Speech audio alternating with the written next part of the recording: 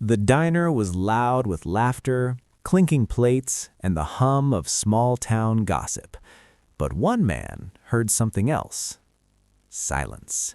Not the absence of sound, but the silence of pain. He noticed it the moment she turned sideways to refill his coffee. A bruise, dark, old, hidden beneath a sleeve that had been tugged down one too many times. The man did not react. He did not ask questions. He did not stare. Because men like him never react first. They observe. And when a United States Navy SEAL Admiral observes something, it rarely ends quietly. What he did next would shake the entire town and expose a truth no one wanted uncovered. Scene 1. A man who blends in. The man sat alone in the corner booth of Miller's Diner, a place where nothing ever changed. Same cracked leather seats, same burnt coffee, same faces every morning. To everyone else, he looked ordinary. Mid-60s, gray hair, calm eyes, wearing a plain jacket with no insignia. No medals, no uniform, no signs of rank. But beneath that calm exterior was a lifetime of command. Rear Admiral Jonathan Hale, retired Navy SEAL commander, a man who had planned missions that never made the news, led teams that never received public credit, and buried brothers whose names were etched only in memory. He was visiting town for one reason: to disappear. After 40 years of war, secrecy, and command, Hale wanted quiet. But war, as he had learned long ago, does not always stay overseas. Scene 2. The Waitress. Her name tag read Emily. Early 20s, soft-spoken, eyes that avoided mirrors and men alike. She moved quickly, efficiently, like someone trained to stay invisible. Admiral Hale noticed the bruises immediately. One on her wrist, another faint shadow near her collarbone. Finger-shaped. This was not an accident. He had seen injuries like this before, not on battlefields, but during humanitarian operations, hostage recoveries, and classified domestic interventions that never made headlines. The kind of bruises that told a story without words. Emily flinched slightly when another customer raised his voice jokingly. Her shoulders tightened. Her smile didn't reach her eyes. Hale wrapped both hands around his coffee mug. This wasn't his mission, wasn't his place. That's what civilians would say. But SEALs are trained to recognize threat environments, and this diner had just become one. Scene 3. A test of character. When Emily returned with the bill, Hale spoke calmly. "Long shift?" he asked. She nodded. Always is. Her voice was steady, practiced steady. He noticed her sleeve slip slightly. She corrected it instantly. Too instantly. Hale placed cash on the table, more than necessary. "You don't owe me change," he said. Emily hesitated. "Sir, that's too much." "Consider it respect," he replied. She froze, just for half a second. Respect was not something she heard often. "Thank you," she whispered, eyes down. As she turned away, Hale caught a glimpse of fear. Not of him, but of someone else in the room, or someone who would be waiting for her after. Scene 4. The town that looks away. The town of Redfield was the kind of place where people noticed everything, except what mattered. They knew who drank too much, who cheated on taxes, who owed money. But they also knew who not to question. And the man sitting at the counter, broad-shouldered, loud, wearing a mechanic's jacket, was one of them. His name was Travis Cole. Everyone knew Travis had a temper. Everyone knew Emily lived with him. and everyone chose not to connect the dots. Hale followed Travis with his eyes as the man laughed too loudly, slapped the counter, and demanded another plate. Emily stiffened when she approached him. Travis grabbed her wrist, just a little too tight. "Move faster," he snapped. The diner went quiet for a second. Then noise returned. No one said a word, except one man. Scene 5. The warning. Hale stood, not abruptly, not dramatically, just enough to command space. "Let go of her." The diner froze. Travis turned, sizing up the older man.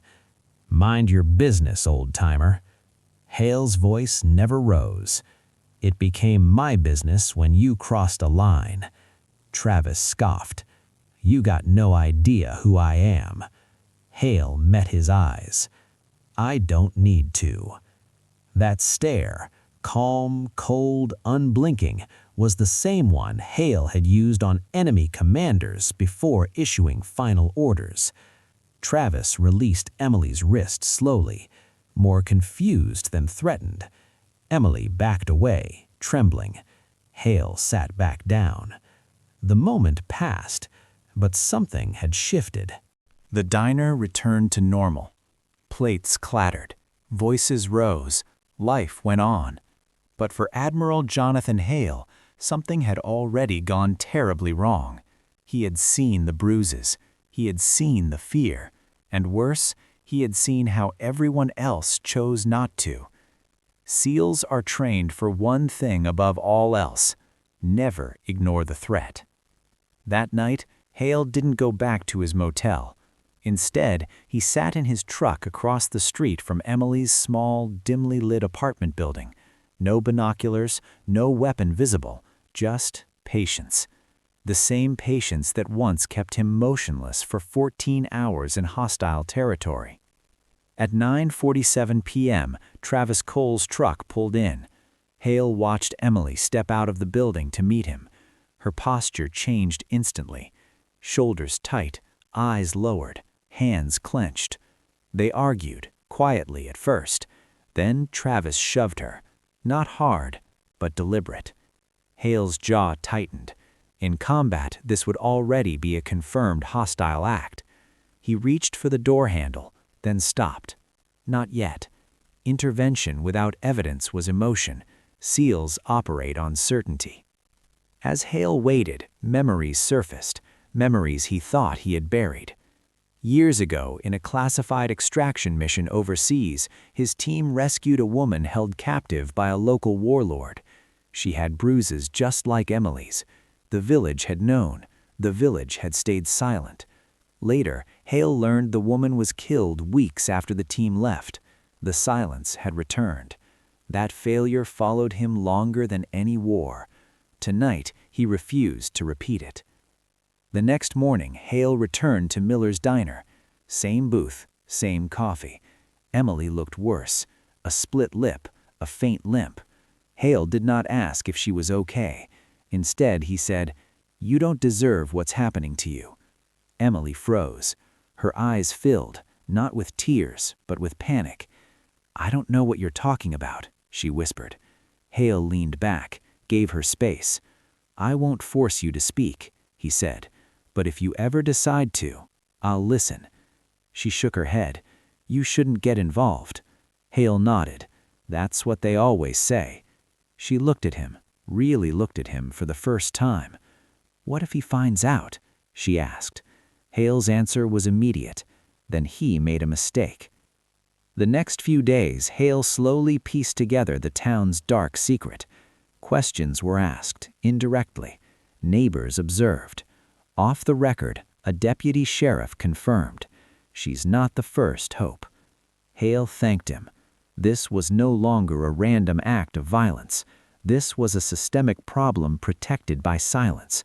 Silence that Hale was going to shatter. That evening, Hale returned to his motel. A note was taped to his door. "Mind your own business." No signature, no threat necessary. Travis wanted him scared. Instead, Hale smiled.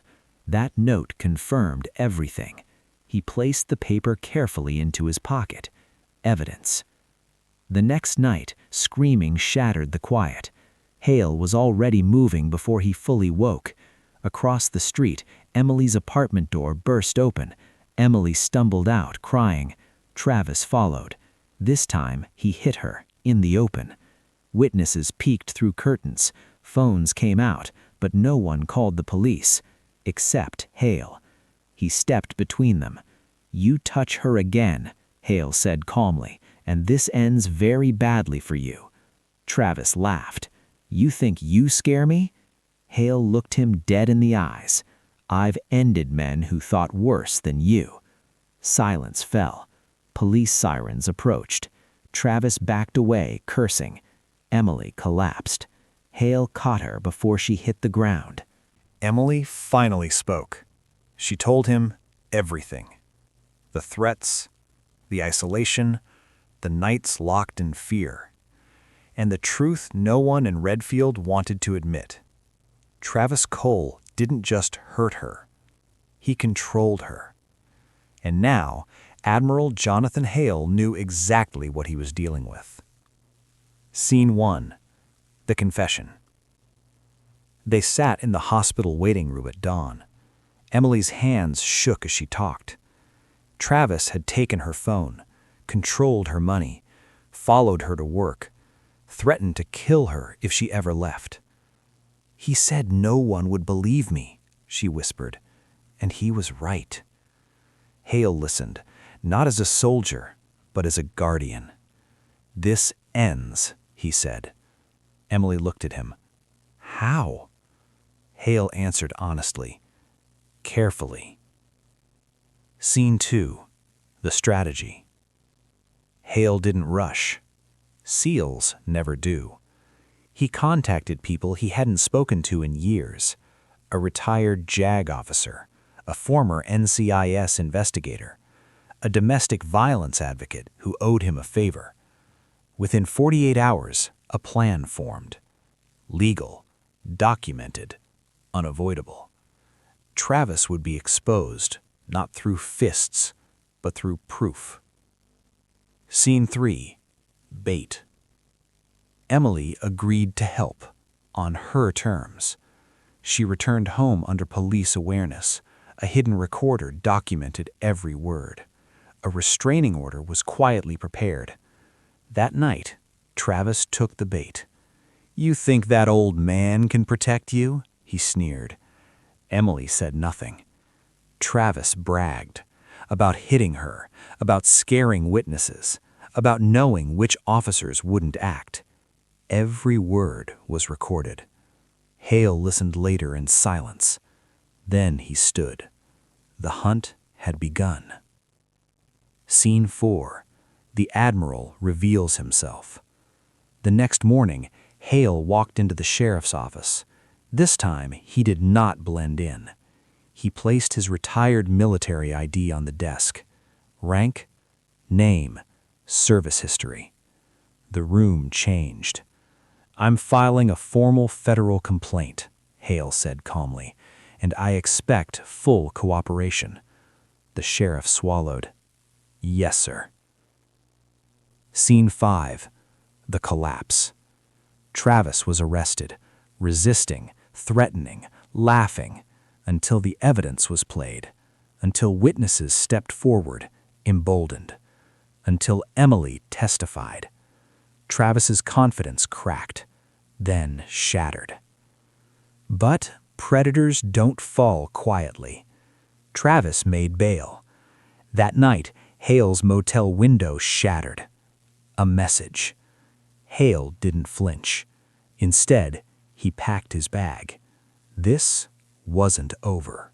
Travis Cole was out on bail. The window was shattered. The threat was clear. This was no longer about bruises. It was about accountability. And Admiral Jonathan Hale never walked away from unfinished missions. Scene 1. The final move. Hale didn't sleep that night. He prepared. Not weapons, evidence. Every recording, every witness statement, every report that had once been ignored. By morning, federal agencies were involved. Travis was no longer a small-town problem. He was a case. Scene 2. The confrontation. Travis came for Hale at the diner. Public place, daylight, crowded. He wanted dominance. "You ruined my life," Travis snarled. Hale stood slowly. "You did that yourself." Travis raised a fist. Before it landed, deputies moved in. This time, they didn't hesitate. Handcuffs clicked. The town watched. No one looked away. Scene 3. The trial. The courtroom was full. Emily testified, steady, strong. Others followed, former victims, neighbors, even officers who admitted past failures. Travis was convicted. No deals, no silence. Justice, finally spoken out loud. Scene 4. Emily's freedom. Weeks later, Hale returned to Miller's diner. Emily was still there, but different. She smiled. She stood tall. She was leaving town, starting over. "Thank you," she said. Hale shook his head. "You did the hardest part." Final scene. The message. Hale drove away at dawn. The town of Redfield had changed, not because of force, but because one man refused to ignore the truth, because silence was broken, and because sometimes the strongest weapon is simply not looking away. Outro. United War. This is United War, where courage isn't just found on battlefields, but in standing up when no one else will.